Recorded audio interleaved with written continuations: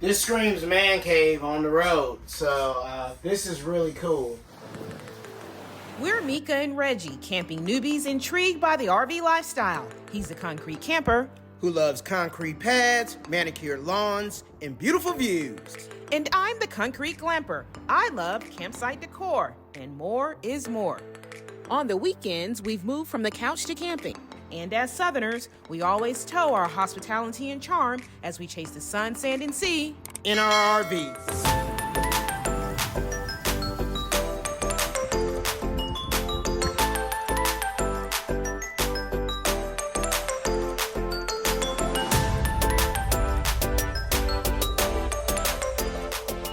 Greetings, concrete campers and glampers. Welcome to another episode. We have decided to go ahead and hit another lot here and see what is available in 2024. Yes, we are doing a little bit of window shopping, and we also thought it'd be a great time just to share with all of you, especially those who are new to the RV world, some tips that if you too are out and about planning to walk a few of these lots to see what's new in the 2024 floor plans and additions. And so we just wanted to take you along today as we peruse one of our local RV lots and see what catches our eye, and then maybe point out a few things to you that you may find useful. Yep, we're actually at Campers Inn in Ackworth, Georgia. They've allowed us to come on their lot and take a look at see what's available in 2024. So we're going to take you along for the ride.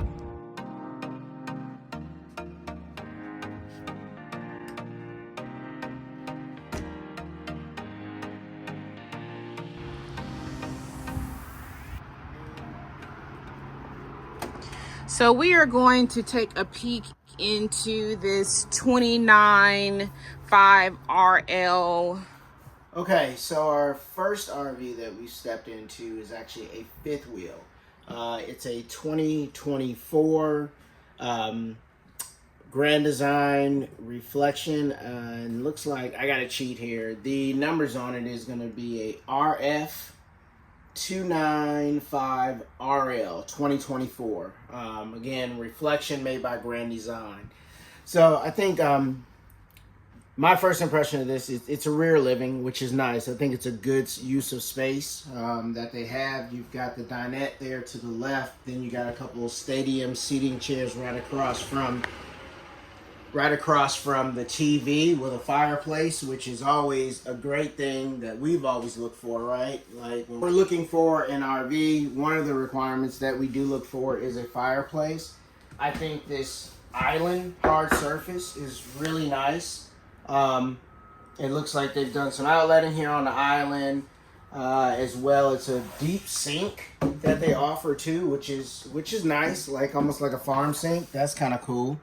Some decent hardware with a sprayer. That might be standard nowadays, but I know it was an upgrade for us when we got one in Trina May. So happy to see that. And one thing I do really like about this is the flooring. I know that I've heard some complaints about, carpet. We have carpet in ours, and it does tend to wear a little bit, but this is kind of that seamless floor where they've done, for the slide out, it's all flooring that they have. So I like that a lot, and that's a smooth transition. So overall, I mean, lots of windows, like the rear living feel. You're hanging out with friends, enjoying yourself. Not bad at all for our first take a look here. And I think, Mika, you want to go into the bedroom? Yeah, so, when we're talking about features and a non-negotiable, I think this is a really good example of a walk-around bed. So you may be asking, why is a walk-around bed such a big deal? Trust me. It is a lifesaver when you're having to change your linens, when you're trying to get in and out in the evenings and go to bed, and even when you're waking up in the middle of the night. So when you hear folks say a walk-around bed is really important to them, this is what they mean. And this one of the features that I do like is that this is a little nook that if you had a pet, for instance, that's a really cute feature for those of you who may have pets on the road with you. And with the walk around bed, I might also, although it's tiny, one of the things that I like is this small side table. I'm personally someone who at night, I always like to have a cup of water with me. And so sometimes when you get into those larger king size beds and they have the shelving up top, that's not really ideal when you want some space. And so again, when you're thinking about features, this is one that maybe some of you should think about as a non-negotiable, if it matters, if it not. But term walk around bed, this is a really good example of that.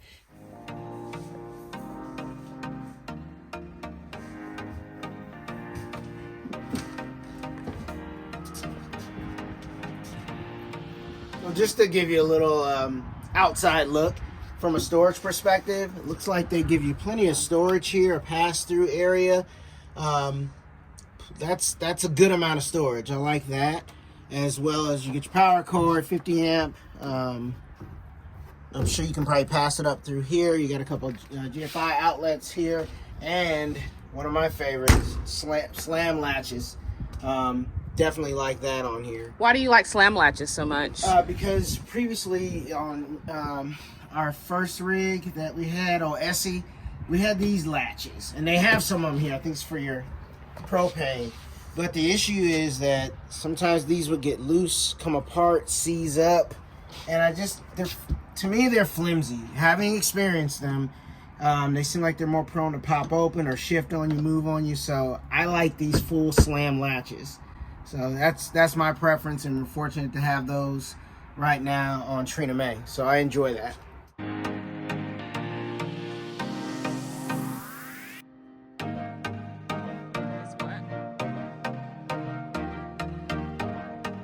When you come onto an RV lot for the first time, it really can be overwhelming. Even the first couple times when you're out there, either for the first time or even when you're looking for your second or third RV to upgrade. And so a couple things I would say to keep in mind as you're coming to a lot is to do your research. You can put together a plan as much as you can. Like go online, look at the potential models that you want to look at, or brands, to start there and narrow down your models.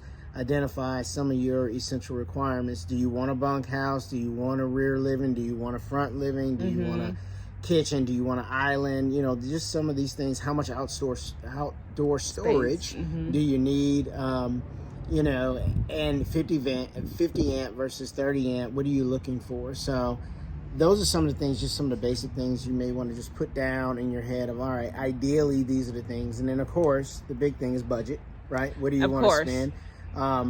Of course, whatever's on the sticker is always negotiable. Everything in life is negotiable.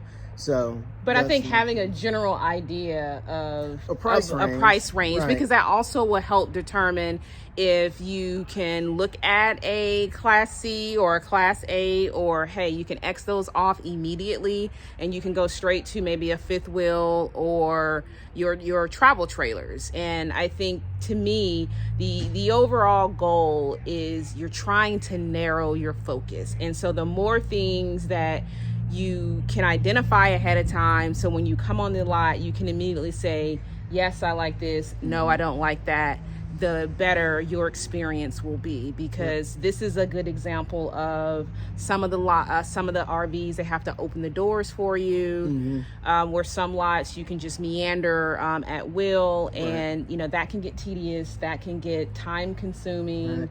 And also when you're out here, take pictures. Right? If you want to film, you know, we recommend that. We've done that quite a bit. Prior to doing this channel, we'd film the walk around and say, okay, because when you look at like 20, 30 RVs in a day, they all run together. Yeah, and it's like, what was that? So get at least the name of the brand, the model number, and do a quick sweep inside to say, okay, this is what this looks like. And then catch a couple that really catch your eye, and then go home and look them up and start a price comparison and shopping.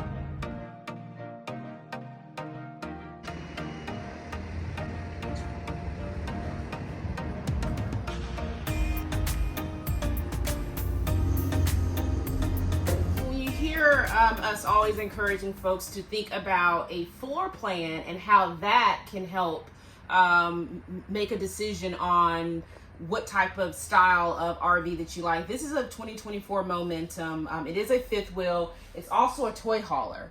So this is one of the floor plans that I really like. Not only the floor plan, I like the color package. They consider this the silver maple design. And so from a decorating perspective, it's really neutral. I like the gray tones. I like the color of the hardware. And then I also like the decorative touches that they've put in from the lighting. It's not your traditional style that sometimes you get in an RV. And so for me, that's a real bonus. And so the island, I think there's a lot of possibilities that can be done with this setup in particular, that if you had some chairs and you had some guests, or just part of wanting to shake things up a little bit, I think there's plenty of opportunities for you to put some chairs here. If you're cooking, in terms of prep space, I think it gives you opportunities here. And then this is, of course, your sink. It's a two-part sink, so it's split, and so there is an advantage sometimes to having that type of design.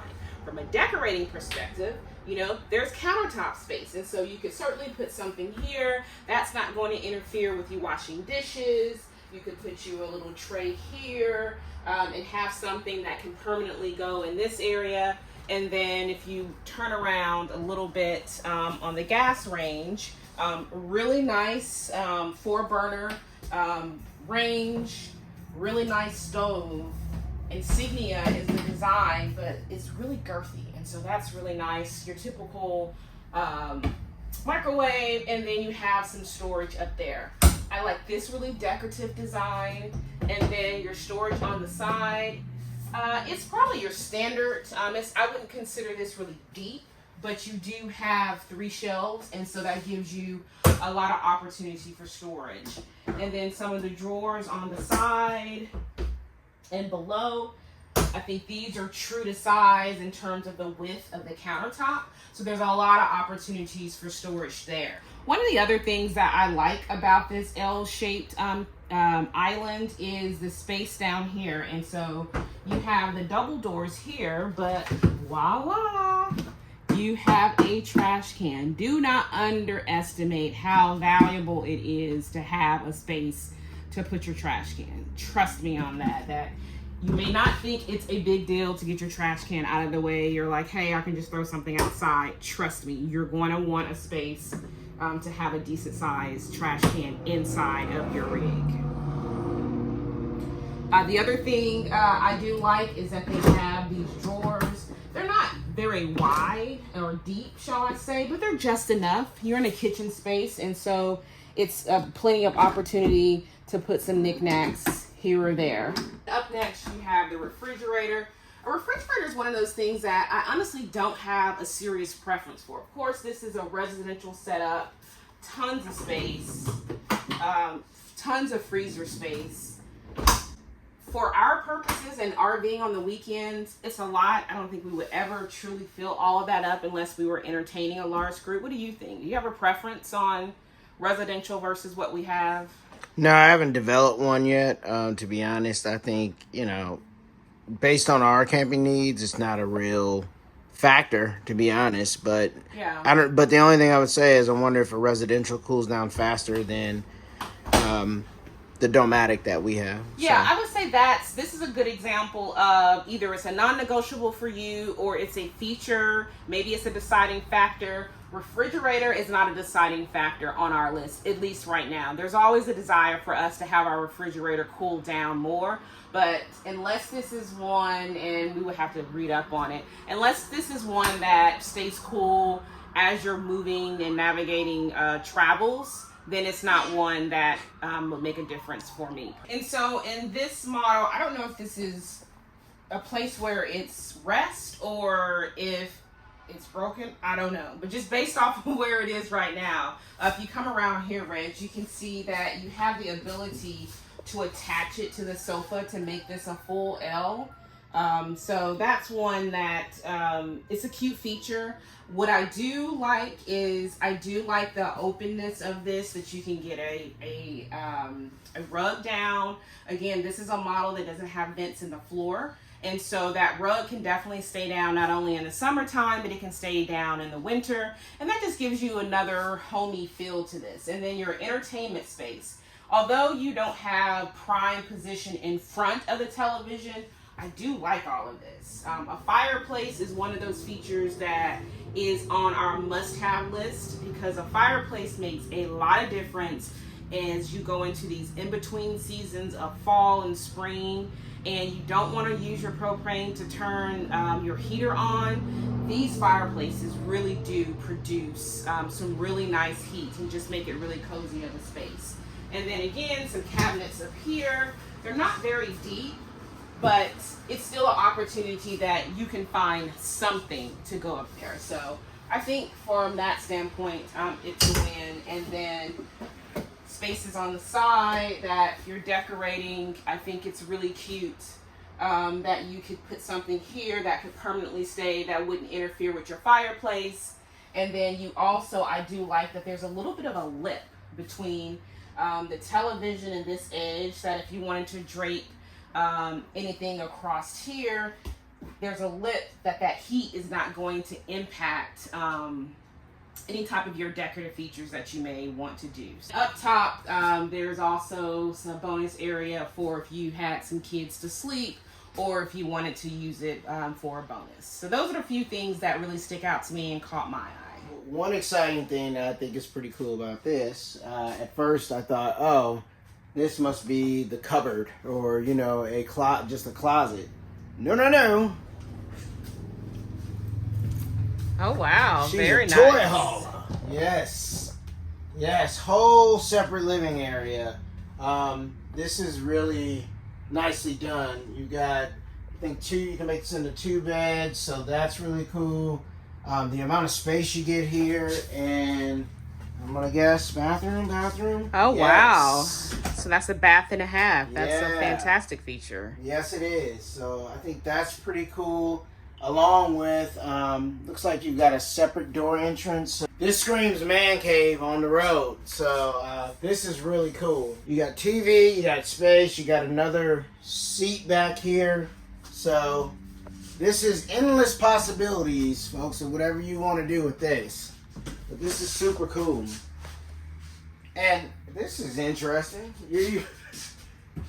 You're wired, I guess, for a security camera, backup camera, Furion, inside your toy haul. I guess just keep an eye on anything that's strapped down to make sure nothing falls. So that's a nice feature.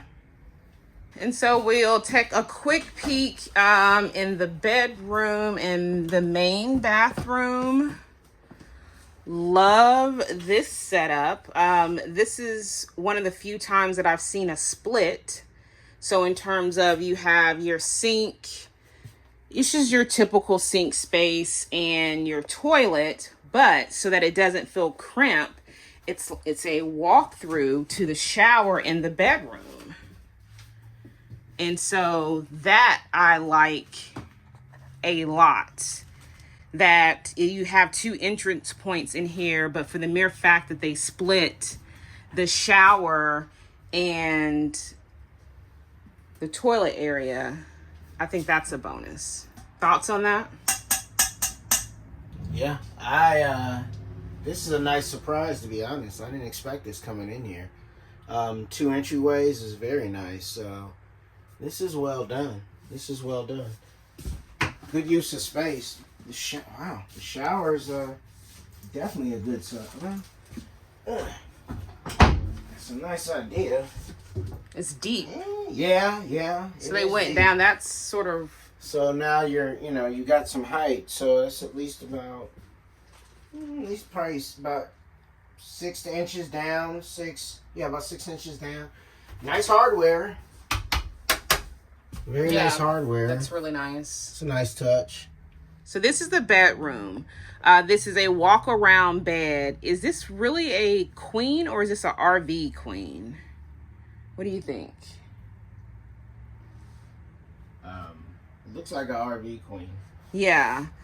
I will say what I do like is that you have full shelves on the side to again, there's a decorative space there. There is plenty of space to charge phones, CPAPs, whatever you have. I really like they give you the option of a full plug-in and USB plug-ins. And then you have quasi-similar space on the side. And then you have your typical storage on top. Yeah, it's not... This is a nice feature. This is definitely a nice feature. The bed situation itself... It seems a little tight because I could imagine that you could roll and bump your head. I would, but this is a lot of wardrobe space, though. That is nice. Yeah. That's pretty nice. Yeah. Very nice. So, yeah, there's a lot of opportunity here for the bedroom and the closet and the wardrobe. So, very nicely done. Very nicely done. So it does say available in king or queen. So I would assume that those, depending on what version you got, those side tables would come out. Right. And this is definitely then a queen version. So nicely done.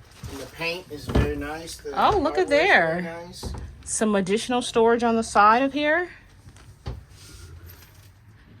Just enough to get something there. Right. So this is nicely done. And then you have your only separate AC unit here. All venting from the top. No floor vent. Well, there is some floor venting, I think, from the HVAC down here. So all in all, nicely done. All right, so as we wrap things up, if you had to share what your, we'll call them 4 ups and 4 downs are about this particular model, since this is one that really caught our eye. I'll go first. I would say I like the overall decor of this design in terms of the color scheme, the color of the fixtures. I think you can do a lot with that. And then I would say my number 2, I like how the bathroom is split because it made it feel much larger. Yeah. I think my 2 ups would be the first being how they finished off the garage section, right? Like with a nice glass door, as well as just, I think the overall build quality is pretty nice. Everything seems pretty stable, secure. They use some like hard doors. This is nicely built. And then I say 2, which I discovered, didn't know, it's set up for an onboard vacuum system. So it's here at the front door, which is kind of cool. Just when you're sweeping up, cleaning, you got an onboard vacuum, which I don't think I think we've seen it in maybe previous models that we've done, but yeah, it was new to me. Yeah, it's one of those things that if I were looking to buy a new RV, that's something that would be one of those features that would be in the very positive and potentially a decision maker standpoint. And then for 2 downs on my end, I would say I'm on the fence about the side tables in the bedroom. Like, I love the idea how large they are, but I wonder if since sometimes I may be less than graceful sleeping at night, if I would roll over and hit my head. I would too. Yeah. I would. It's a little too tight. Yeah. And then the second one would be the configuration of the couch and the ability to have those extra pieces that we realize there's one by the table, there's one in the garage that you can make a full L, but what do you call it? They're components, modular.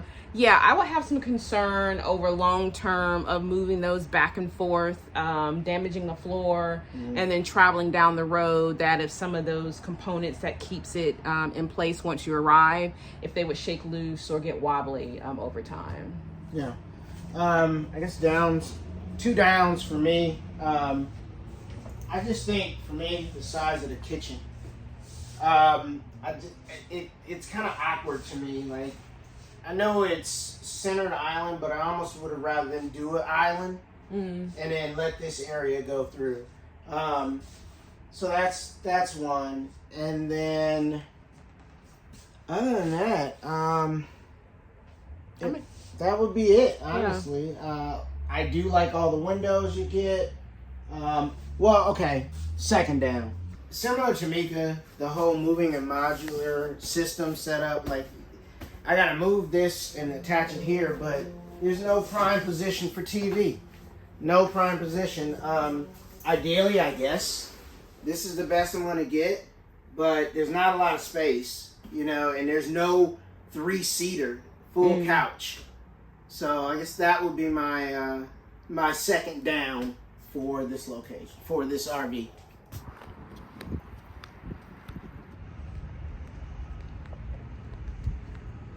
All right, guys, so hopefully you got to see a couple of new 2024 RVs that are hitting your dealers.